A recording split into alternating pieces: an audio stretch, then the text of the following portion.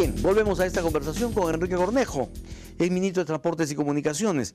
Don Enrique Cornejo, se ha señalado que el Ministerio de Transportes es en este momento una de las carteras que menos posibilidades le está dando a los inversionistas para continuar con los trabajos. Que hay muchas trabas, que hay varias concesiones que están paralizadas. En fin, ¿dejó usted algo en marcha? ¿Hay algo que se ha paralizado o es que no se han emprendido nuevos impulsos a la labor de promoción de la inversión en el Ministerio de Transportes y Comunicaciones? Creo que esto último. A ver, el Ministerio de Transportes el año pasado fue el primer ejecutor institucionalmente de todo el sector público, corroborando lo que se había hecho en los últimos años. De manera que, en este sentido, el ministro Paredes y su equipo, fundamentalmente el equipo de Provías Nacional, ha continuado desarrollando una tarea ejecutora. Ahora, por cierto, estos eran proyectos ya licitados que estaban en camino y allí la velocidad ha continuado. Donde sí creo que ha bajado un poco la velocidad es en las nuevas licitaciones, tanto de carreteras, y en el caso de concesiones, particularmente creo que hay un tema que espero, digamos, tenga una solución muy pronto, muy rápida. Las concesiones son dinámicas. Y por cierto, cuando se hace una concesión con un contrato correspondiente, siempre se tiene la idea de unos parámetros. La mayoría de las concesiones son autofinanciadas, quiere decir que se repaga el inversionista su capital con los peajes o las tarifas. Pero algunas son cofinanciadas, es decir, el Estado pone una parte de lo que hay que poner. Entonces, ¿qué sucede? En el camino, mientras se terminan los estudios, mientras se empiezan las obras, surgen nuevos temas que no han estado en el estudio original, o surgen nuevas demandas de la población que no estuvieron en el estudio de impacto ambiental o social inicial. O surgen demandas de los inversionistas también para modificaciones de bases, contratos o demandas que muchas veces tienen sentido. Voy a poner algunos ejemplos muy prácticos, creo que así se entiende mejor. Por ejemplo, carretera Pucusana-Ica. Te acordarás que se discutía por mucho tiempo, oiga, ¿por qué estamos pagando el peaje y no hay ninguna sola obra? Ahora tenemos la autopista muy bonita hasta el inicio de Chincha, y ahí se quedó. Pero para hacer esa autopista doble hasta el inicio de Chincha, hemos tenido que firmar por lo menos 4 adendas, de las cuales 3 las he firmado yo. ¿Y eso es bueno? Eso es necesario. Es decir, que en tan poco tiempo se firmen tantas adendas. Pero es necesario. Te voy a explicar en qué consiste, por ejemplo, una de las adendas. El contrato original decía hacer un intercambio y 2 pontones o 2 pasos a desnivel para los agricultores. ¿Cuántas hay en este momento? 11. ¿Y por qué no hay 3 sino 11? Porque otros agricultores, otras poblaciones han dicho, nosotros también queremos, y han justificado su demanda, ya no tan técnicamente sino socialmente. Pero lo que usted me está queriendo decir es que el Ministerio de Transportes no tiene en este momento la capacidad de adecuarse rápidamente a los términos necesarios para una concesión. Yo creo que sí tienen la capacidad. Lo que sí he notado es que ya no están, digamos, suscribiendo adendas que corresponden, por ejemplo, en esta misma carretera. ¿Por qué, digamos, es necesario la adenda? Porque cuando hicieron el estudio, decidieron que de Pucusana a Ica solamente debía haber una pista, no las 2 que ahora tenemos. Eso es un problema que no es del Ministerio de Transportes, es de todo, digamos, la tecnocracia, vamos a llamarla así, donde me incluyo, ¿no?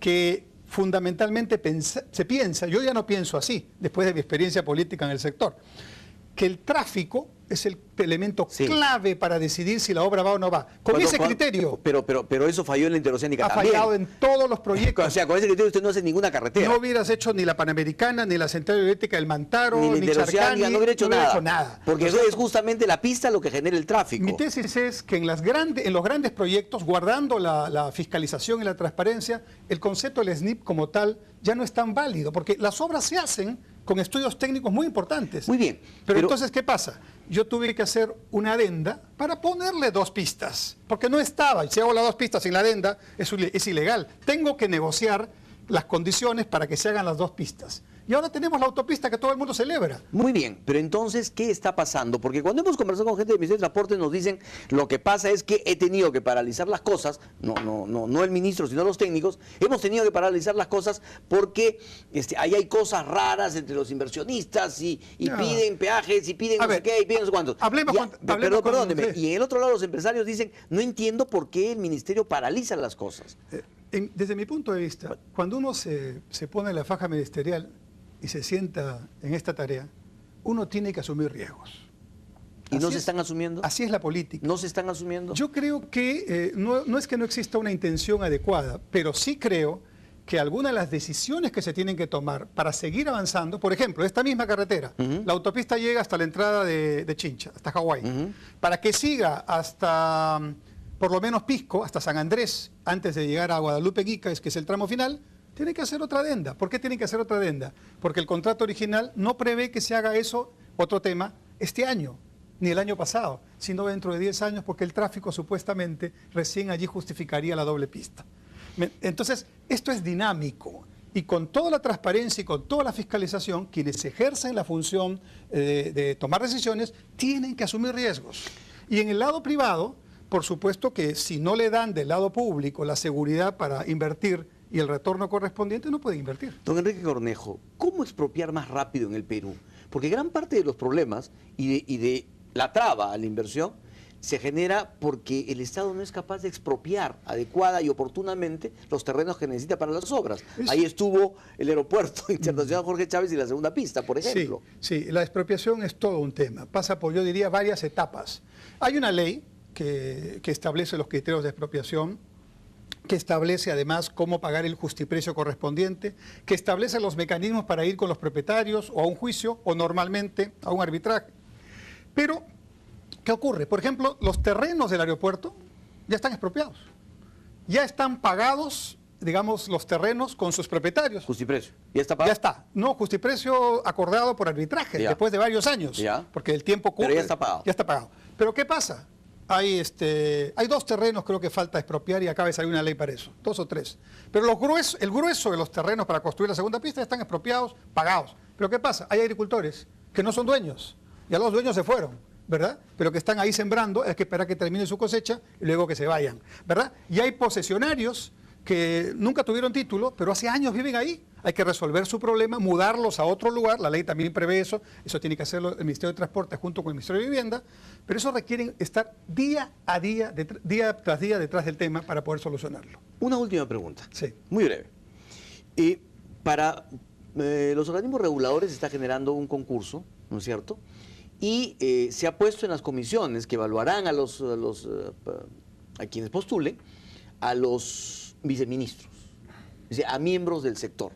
Y esto genera un pequeño debate, de decir, oye, estás poniendo tú a uno de los sectores interesados, al regulado, digamos. Al regulado, ¿no es cierto?, a uno de los regulados, lo estás poniendo como el que va a decidir quién va a ser su regulador. Sí. ¿Está bien eso? Yo creo que las comisiones, como los reguladores, deberían tener mucha independencia de la tarea propiamente ejecutiva. Cada quien cumple su labor. El sector es el encargado de adoptar las políticas y de ejecutarlas. El regulador de cuidar que se cumplan los contratos, que las tarifas estén adecuadamente establecidas. En fin, hay tareas muy específicas. Si se mezclan, hay problemas. Pero de uno o de otro lado. Desde un sector, del sector estatal, lo que se dice es, bueno, pero ¿cuál es el problema si al final el ente regulador va a tener autonomía, pero a la vez van a tener que trabajar coordinadamente? ¿No Claro. está mal entonces que el sector participe en la elección del presidente del regulador? Claro, pero yo diría, aún el representante que sea, bajo la dirección, por eso está en la presidencia del Consejo de Ministros, porque tiene un carácter multisectorial, debe tener bastante independencia de criterio, digamos, vamos a decir así, del ministro o del quien está directamente, el director de concesiones puede ser, que está directamente involucrado en el tema correspondiente de cada regulador. Los reguladores requieren independencia, pero sí hay necesidad de una estrecha coordinación con el sector para avanzar juntos con otras instituciones en el objetivo del crecimiento, pero con inversión pública y privada. La tarea de un sector, de un ministro en estos tiempos, es mitad de su tiempo hacer lo mejor que pueda el adecuado uso de los recursos públicos, ojalá bastante rápido, por supuesto transparentemente, y la otra mitad facilitar la inversión privada. Si no, no podemos avanzar en infraestructura. Don Enrique Cornejo, muchísimas gracias por su presencia. Gracias por la invitación. Muy amable. Ha sido Enrique Cornejo, es ministro de Transportes y Comunicaciones, hablándonos sobre Metropolitano 2 versus tren eléctrico.